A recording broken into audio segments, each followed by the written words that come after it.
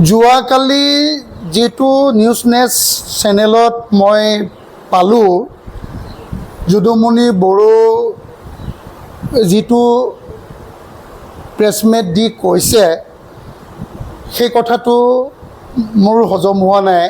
প্ৰথম কথা হ'ল নাম্বাৰ 1, মই সোণাপুৰ চাৰ্কুলত RTI মাৰিছিলোঁ। সোণাপুৰ চাৰ্কুলৰ পৰা থ্ৰু পলিউশ্যন বৰ্ডলৈকে গুচি গৈছিল। পলিউশ্যন বৰ্ডৰ পৰা মই 3 মাহৰ ভিতৰত RTI কপি পাইছোঁ। আৰু যেটো RTI কপিত ওলাইছে অল বডো ষ্টুডেণ্ট ইউনিয়ন বুলি পেড নাই, কিন্তু ষ্টাম্পটো আছে। সেইমতেহে মই ৰাইজক কৈছোঁ যে এখন অল বডো ষ্টুডেণ্ট ইউনিয়নে কেনেকুৱা NOC দিলে। ঠিক আছে, গতিকে যদি কেছ কৰিব লগা আছে পলিউশ্যন বৰ্ডক কেছ কৰক, ক'ব লগা নাই। যদি পলিউশ্যন বৰ্ডৰ পৰাই মই পাইছোঁ পলিউশ্যন বৰ্ডক কেছ কৰক, নহ'লে বা মালিক পক্ষত কেছ কৰক। মই য'ৰ পৰাই তথ্য পাইছোঁ মই তাৰ পৰাহে পাইছোঁ, মই পলিউশ্যন বৰ্ডৰ পৰাই পাইছোঁ। মই নিজেতো ঘৰত বনোৱা নাই।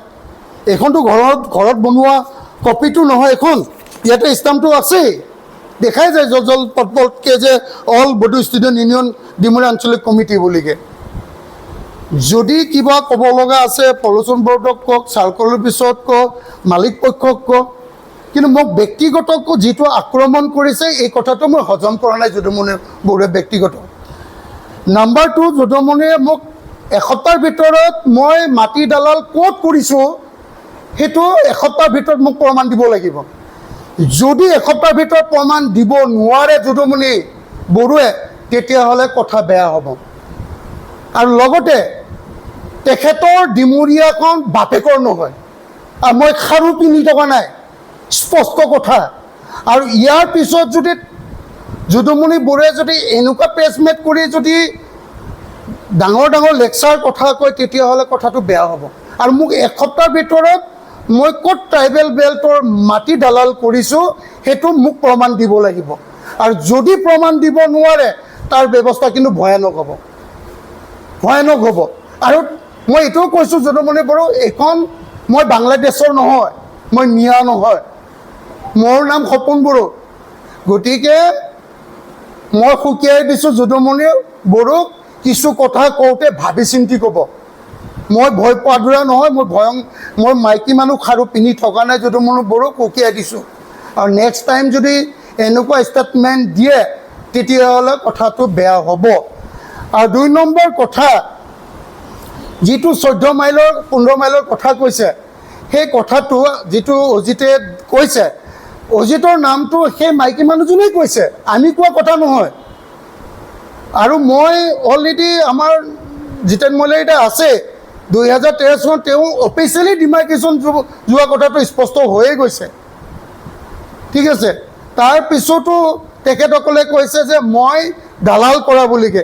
যদি প্ৰুফ দিব নোৱাৰে তেতিয়াহ'লে কথাটো ভয়ানক হ'ব। আৰু মই নিজে এখন পলিউশ্যন বৰ্ডৰ পৰা মই নিজে কাগজ বনাব নাই, মই RTI কৰিয়ে পাইছোঁ। যদি মই ভুৱা কৰি লয় তেতিয়াহ'লে মোৰ ওপৰত কেছ দিয়ে, ৱেলকাম, মই কেছ দিয়াটো মই বিচাৰি আছোঁ। মইতো ক'ম পলিউশ্যন বৰ্ডক যে আপোনালোকে মোক দিছিলে এখন RTI মাৰোঁতে, মই এইখন RTI মাৰিয়ে পাইছোঁ, মইতো নিজে বনোৱা নহয়, ষ্টাম্পটোতো মই বনোৱা নাই। তেখেতসকলক ধৰক, কিন্তু তেনেকুৱা ধৰণৰ কথা কোৱাৰ পৰা বিৰত থাকক। আৰু যিটো দিলীপ প্ৰসাদ উপাধ্যায়ৰ কথাটো, আমি তাত কেইজনমান ব্যক্তি গৈছোঁ, জাষ্ট সুধিব গৈছিলোঁ, কথাটো সুধিব যোৱাটো সত্য যে এনেকুৱা নিখিল বড়ো ছাত্ৰ সন্থা আঞ্চলিক কমিটিয়ে আপোনাক এনে কমপ্লেইন কৰিছিল নেকি? তেখেতে এইটো কৈছে যে হয় কৰিছিল, কমপ্লেইন কৰিছিল, কিন্তু আমাক বহুত মেণ্ট্ৰি হ্ৰাস কৰিছিল। আৰু মই এইটো কথা কোৱা নাই যে আপোনালোকৰ চেনেল থ্ৰুৱেদি মই 5 লাখ টকা ডিমাণ্ড কৰা বুলি কোৱা নাই, মই প্ৰেছমেটত এইটো কোৱা নাই। তেখেতসকলে নিজক কৈ লৈছে যে 5 লাখ টকাৰ কথাটো। মই কেতিয়াও প্ৰেছমেটত ওলোৱা নাই যে 5 লাখ টকা ডিমাণ্ড কৰিছে বুলি। তেখেতসকলে নিজক কৈ লৈছে যে 5 লাখ টকা ডিমাণ্ড কৰা বুলি। গতিকে এইটো এনেকুৱা ধৰণৰ মন্তব্য কৰিব নালাগে আৰু ভৱিষ্যতেও নকৰিবৰ কাৰণে।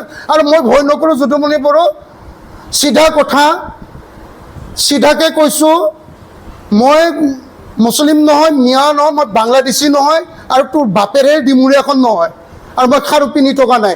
এনেকুৱা কথা বেলেগক ক'ব আৰু তথ্য সহকাৰে যদি এসপ্তাহৰ ভিতৰত যদি তই মই মাটিত দালাল কৰা ট্ৰাইবেল বেল্টত যদি তই দিব নোৱাৰ তোৰ কথা বেয়া হৈ যাব কিন্তু তই প্ৰমাণ দিব লাগিব আৰু কেছ দিয়াটো মই বিচাৰি আছোঁ আৰু তইতো কৰ'ৰপতি সপোন দেখি তই বিজনেছ কৰি আছিলি কালি পৰহি তই আহিছ সংগঠনত জড়িত হৈছ তাৰ ৰাগপ্ৰে মই সংগঠনত জড়িত হৈছোঁ আৰু সংগঠন মই নিজে এৰিছোঁ মোৰ কাৰণ ল'ৰা ছোৱালী ফেমিলি ডাঙৰ কাৰণে মই নিজে সংগঠন বাদ দিছোঁ মোক কোনো ৰাইজে সংগঠন এৰাও নাই বদনামত মই এৰি অহা নাই মোৰ দাগ নাই এই দাগবিলাক আপোনালোকে বনাইছে এই দাগবিলাক আপোনালোকে কৰি আছে গতিকে এইটো এনেকুৱা ধৰণৰ কথা নক'ব আৰু নেক্সট টাইম যদি এনেকুৱা প্ৰেছ বিবৃতিৰ জৰিয়তে যদি যদুমণি বড়ো তই যদি এনেকুৱা ধৰণৰ কথা কওঁ তেতিয়াহ'লে ভয়ানক আৰু তাৰ ভয়ানক পৰিৱেশ ৰেছপঞ্চিবিলিটি দায়িত্বটো তই হ'বি চিধা কথা